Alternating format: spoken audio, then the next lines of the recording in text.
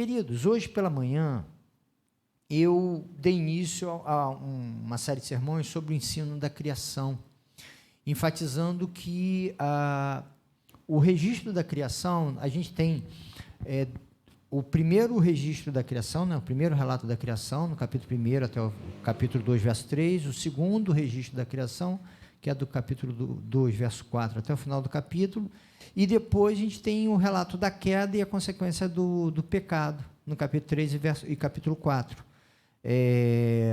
E aí,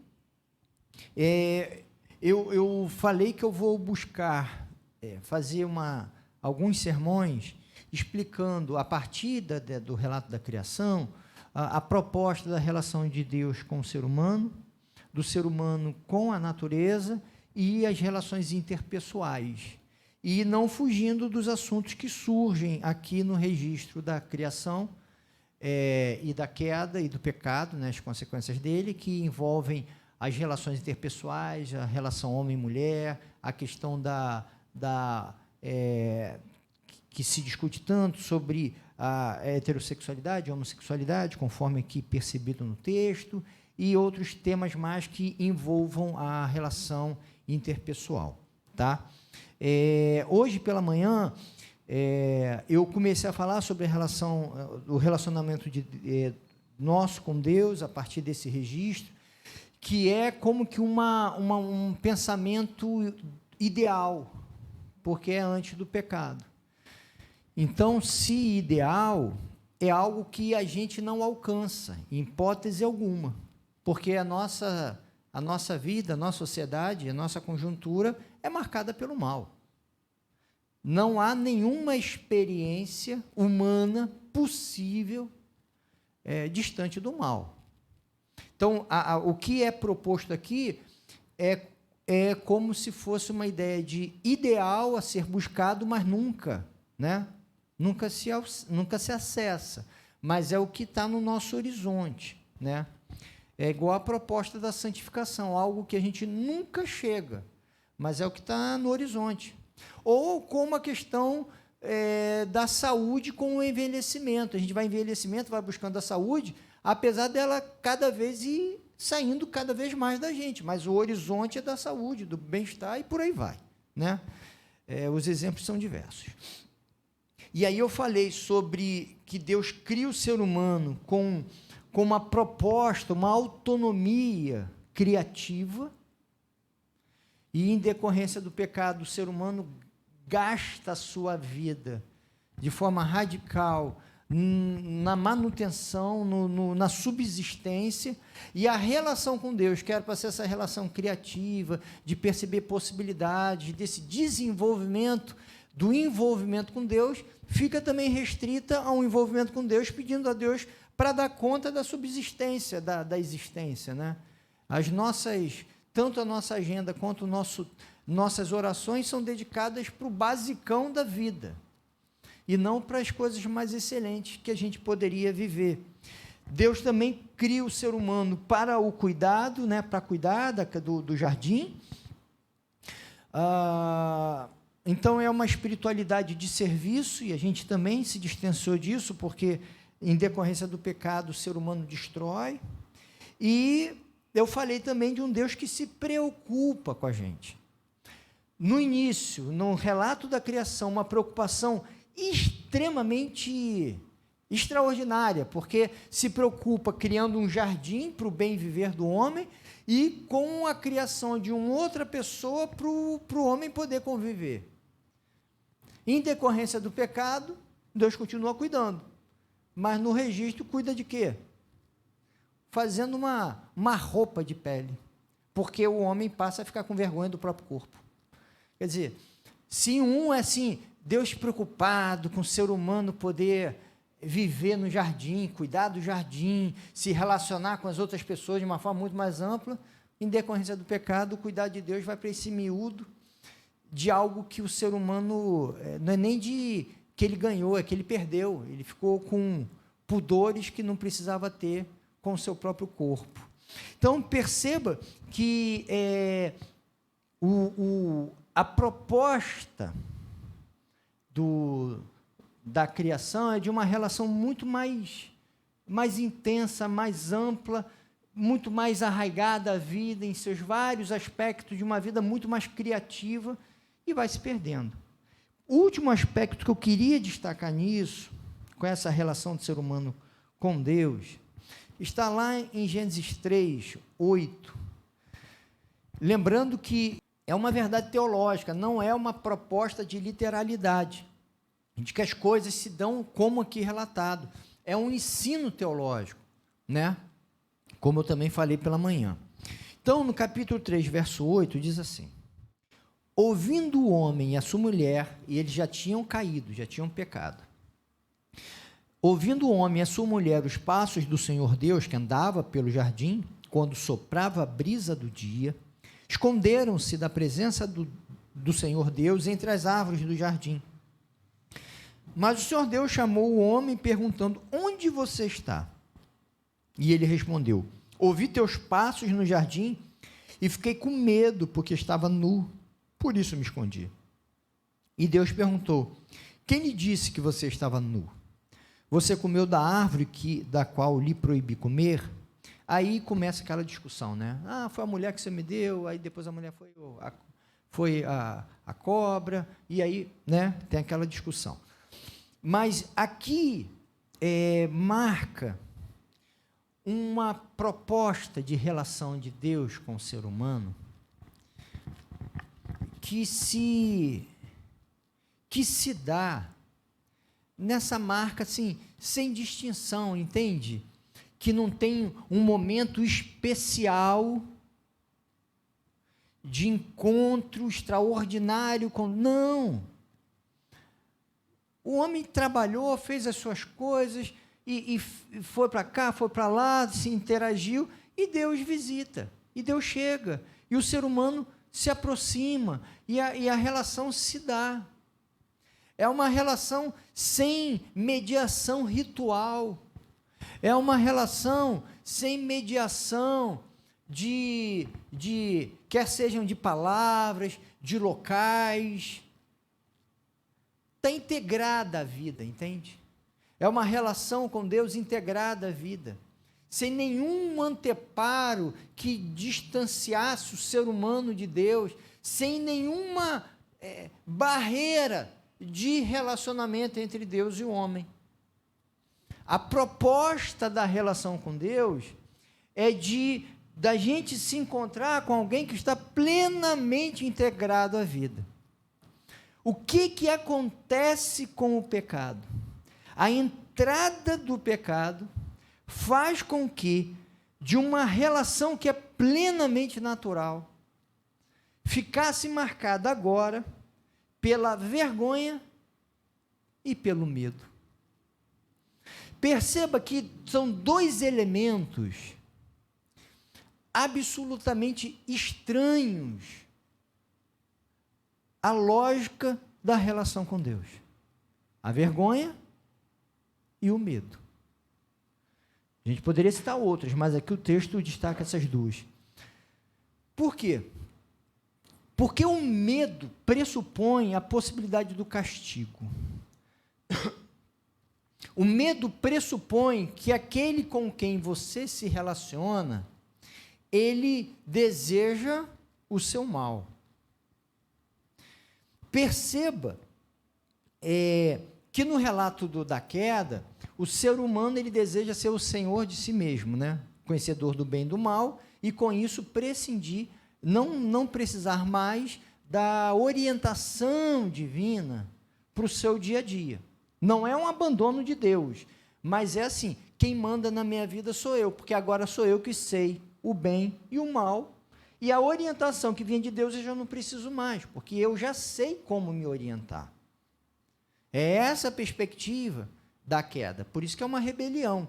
Eu não ignoro a existência de Deus, eu não viro um ateu, né? No relato não faz nem sentido isso, não existe ateísmo no Antigo Testamento, e nem no Novo Testamento. Ateísmo é uma compreensão que vem só depois na humanidade, sempre se cria nos seres espirituais, tá?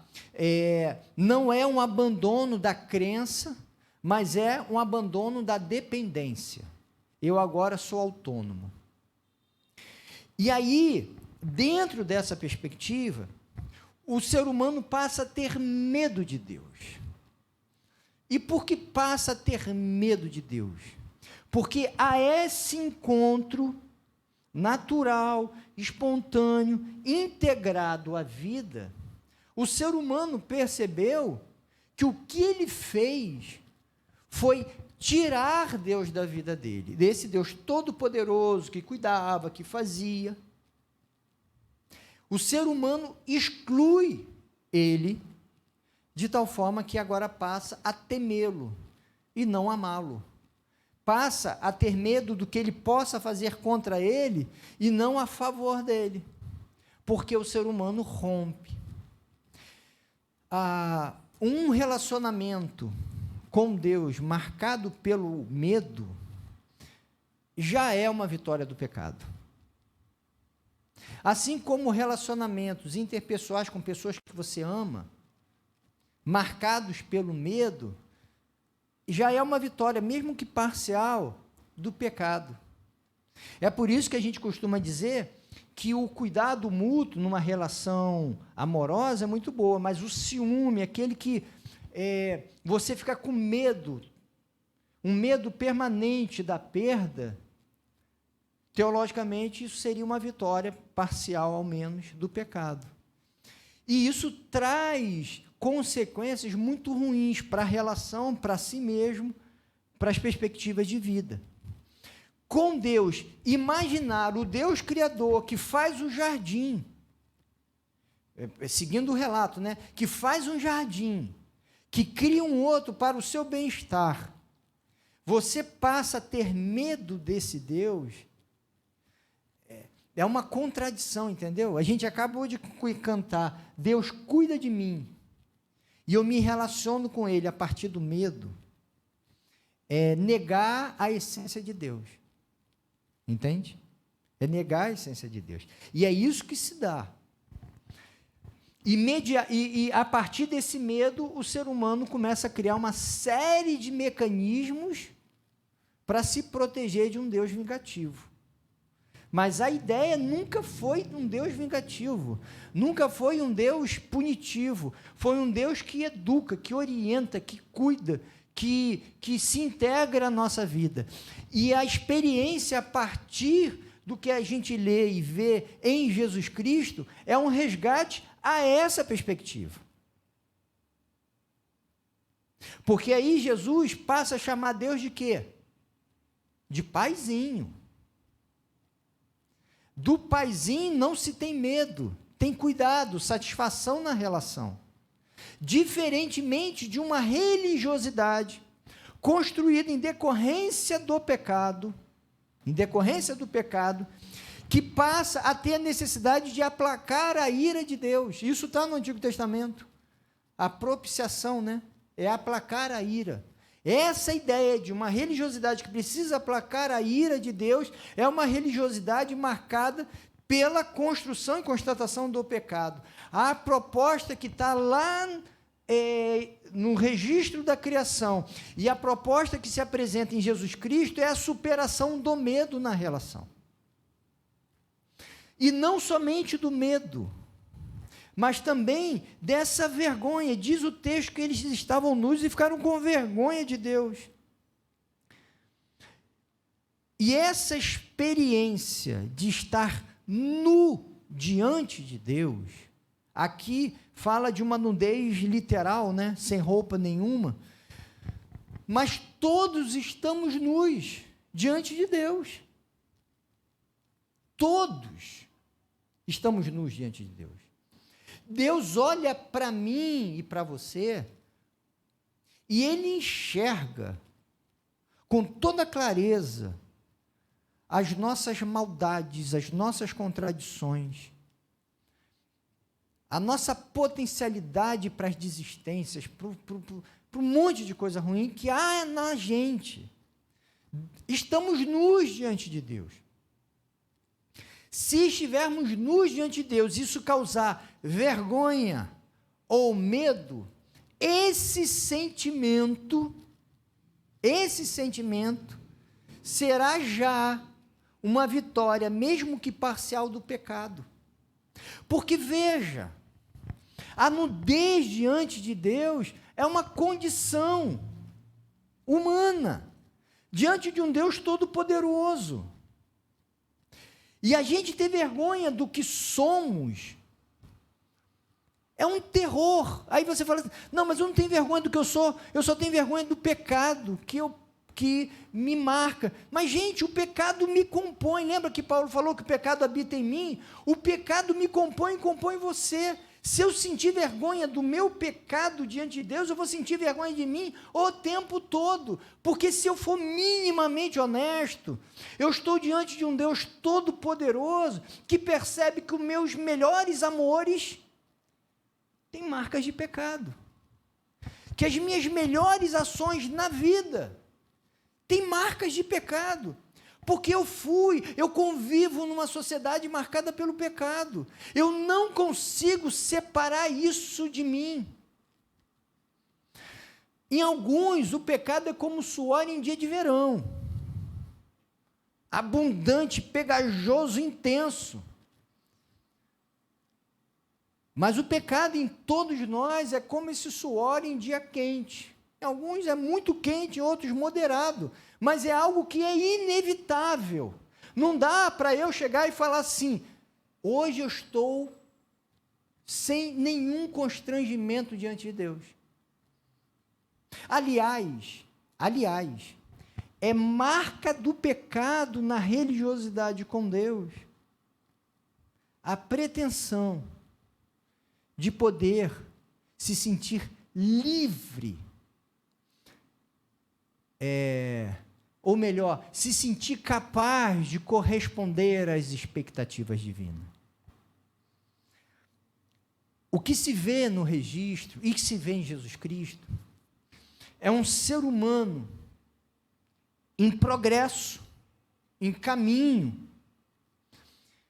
que nunca se chega lá, diante de um Deus que olha para mim e para você e reconhece a nossa incapacidade de enxergar lá, num nível de santidade em que pretensamente eu pudesse chegar diante de Deus e falar assim, olha, hoje eu acho que eu não preciso nem pedir perdão, porque eu acho que hoje eu passei zerado. Isso é impossível na experiência humana.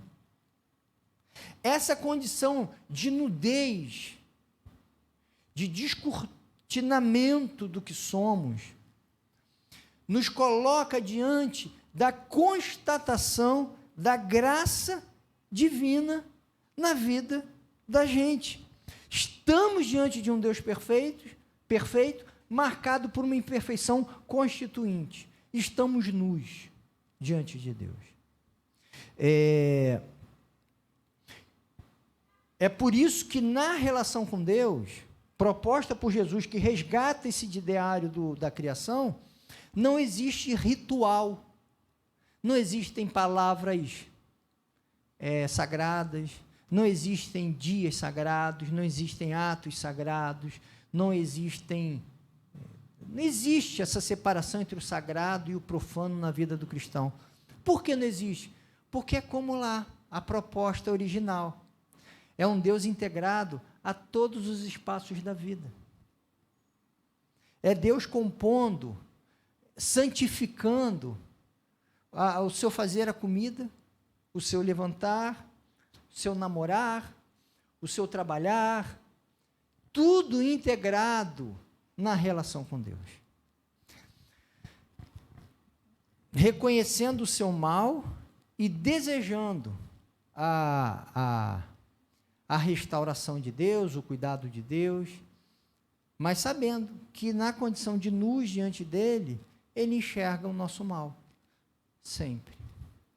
E daí o desafio que a gente tem de manter um relacionamento com Deus marcado por essa sinceridade e essa possibilidade de se assumir.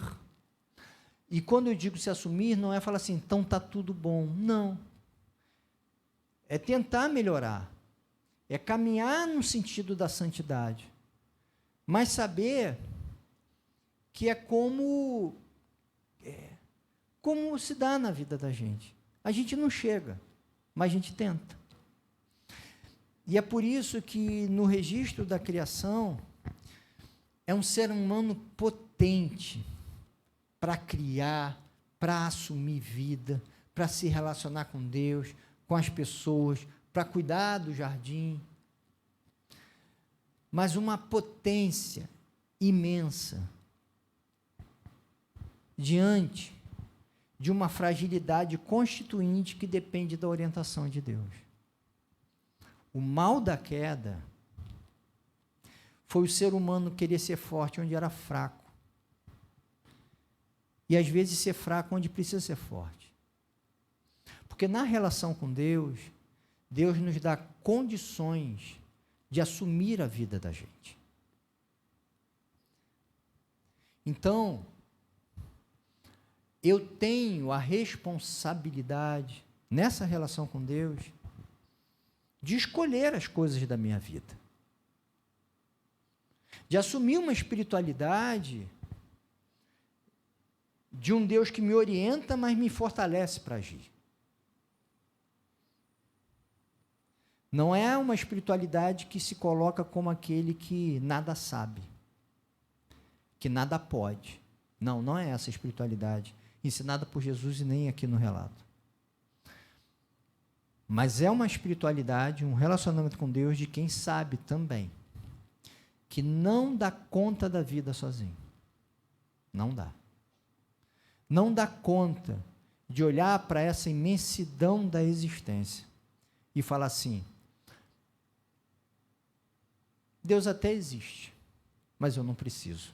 Sou eu que defino os meus caminhos. Essa pretensão de achar que não precisa de Deus e, ao mesmo tempo, abdicar das responsabilidades que Ele nos traz para a vida, constitui essa salada religiosa que muitas vezes invade o pensamento da gente, que quer levar para Deus o que é nosso e quer jogar para nós o que é de Deus. Eu não sei estabelecer os motivos principais da existência. Um dos grandes desafios hoje, eu ia falar da criação, nem vou, né? Eu fiquei só nesse, e aí semana que vem, à noite, a gente faz o da criação. Um dos grandes desafios contemporâneos é: qual o sentido da existência? O que eu faço com a minha vida? Perceba, isso não é simples, é desafiador. Me parece que, pelo ensino de Jesus e pelo relato aqui da criação, isso era atributo divino para a gente. Não, isso era atributo dele a conferir para a gente. Jesus fala: olha, você quer ter sentido na vida? Você quer ter uma vida que preencha, que você não perceba assim, os anos estão passando, o que eu estou fazendo da minha vida? Você quer isso na sua vida? Então, ou isso para o ser humano lá no Éden, isso parece até muito trivial, mas é o que vem do Evangelho e é uma verdade. Vai cuidar do jardim e vai cuidar das pessoas. É no serviço, amando as pessoas, que eu encontro sentido para a existência. E nesse serviço, não um serviço burocrático, porque no serviço, tanto apresentado por Jesus quanto aqui na criação, é um serviço criativo, onde eu invento caminhos cuidadores. Eu invento caminhos. Eu olho e falo assim: não vou fazer igual o que eu sempre fiz, porque o que eu fiz foi no passado a outras pessoas em outro contexto, é um contexto novo. Como é que eu cuido das pessoas hoje, nesse contexto? Entende? Criatividade no cuidado. Agora, o sentido que se eu for buscar como é que eu vou preencher minha alma e não ficar sufocado pela ausência de sentido, o sentido Deus dá.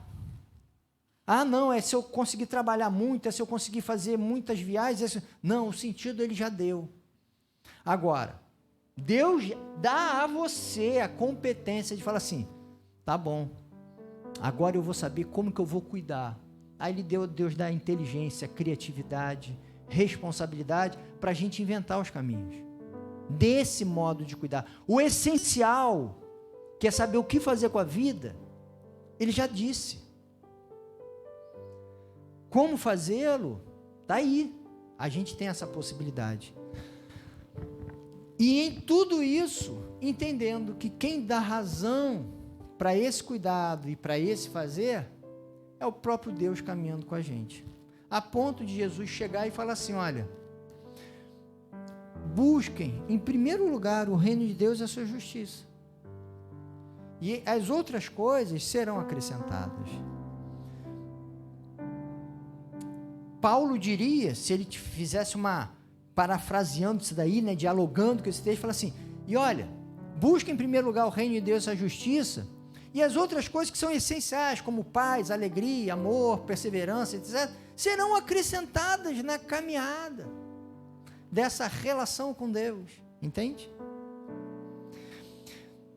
O duro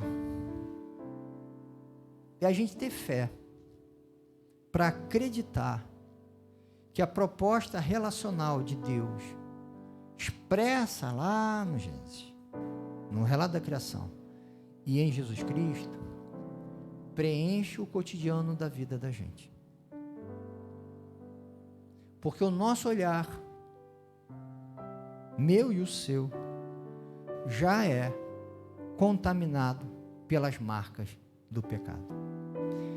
De tal forma que a gente vê no cuidado um cansaço, e em outras tarefas a solução para o cansaço da existência.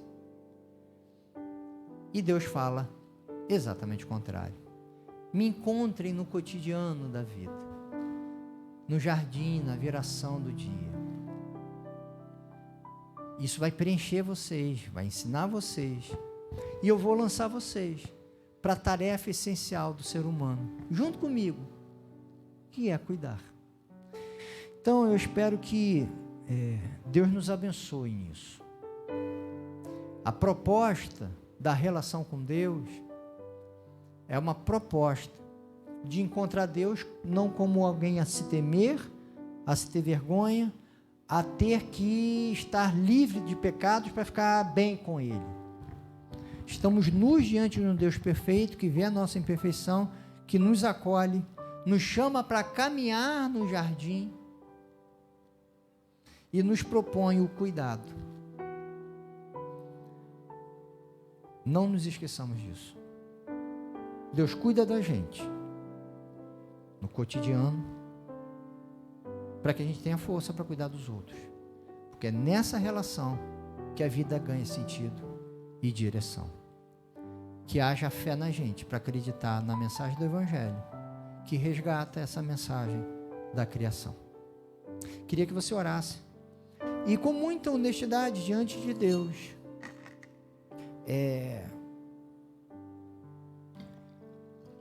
se posicionasse, né? Falasse, Deus, olha, é difícil demais acreditar nisso, porque relacionamento contigo eu acho que tem que ser na igreja, eu acho que tem que ser fazendo isso ou aquilo, eu não integro no meu cotidiano, e é uma espiritualidade voltada só para mim, que não desdobra na vida dos outros.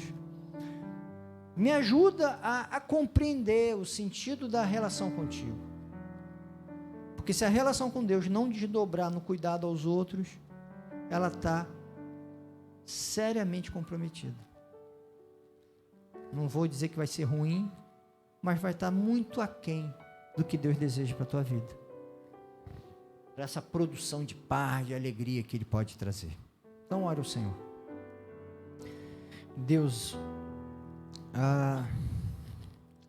o Senhor sabe. O Senhor sabe das nossas dificuldades muito reais, Deus.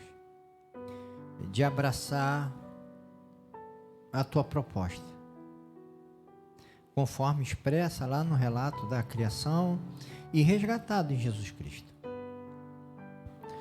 O Senhor sabe que a gente coloca um monte de barreiras nessa relação, porque a gente tem medo, porque a gente não dá conta da nossa nudez, porque a gente quer dominar a vida da gente, Pai. Eu peço que o Senhor nos dê sabedoria, Pai, e muita fidelidade para reconhecer, e muita fé, né, Deus, para reconhecer que a gente precisa do Senhor. E precisa do Senhor para acolher o que dá sentido para a existência. Lá no relato da criação, o que dá sentido, a nossa tarefa de vida é curtir a beleza do jardim, encontrar contigo e cuidar daqueles que dependem da gente. Que é o que Jesus ensinou: amar o próximo como a si mesmo, te amar sobre todas as coisas, conseguir olhar e te enxergar no cotidiano da existência, Pai. Nos ajuda nisso, Deus. Nos ajuda, Pai. Porque a gente faz da relação contigo algo muito mecânico, algo sem vida, Deus. E eu peço que haja beleza na vida da gente, porque a proposta foi de jardim, não foi de deserto. Eu sei que a vida da gente é um deserto em muitos momentos, mas a ideia tua, Deus, para a gente é fazer da nossa vida um jardim, e da gente ser um oásis a florescer, a fomentar novas plantações na vida dos outros, Pai, para desfazer desertos. Que a gente creia nisso, Deus, e que a gente creia que quanto mais jardim eu for, mais bela fica a minha vida. Que quanto mais jardim eu for para os outros, mais flores haverá em mim, Deus. Que eu creia nisso, porque esse é o ensino de Jesus. E é o que a gente aprende do relato da criação, Pai. O Senhor sabe, Deus, o Senhor sabe que me contamina a ideia, e eu creio que nas pessoas aqui também, contamina a ideia de que o jardim eu preciso cuidar para mim, não compartilhá-lo, a fim de que ele não morra. Mas não é esse o teu ensino. O teu ensino é que se eu cuidar só para mim, ele vai morrer. É distribuindo o meu jardim que ele cresce. Que eu creia nisso, Pai. E que cada um aqui creia na mensagem do teu evangelho. E eu peço, Pai, que a gente floresça. Que a vida tem muito deserto, Deus. Que a minha vida e de cada um aqui seja um jardim, regado pelo Senhor. E que a gente queira ser jardim para os outros, Deus. Nos dê da tua graça, do teu amor e abençoe cada um aqui, Pai. Amém, Deus.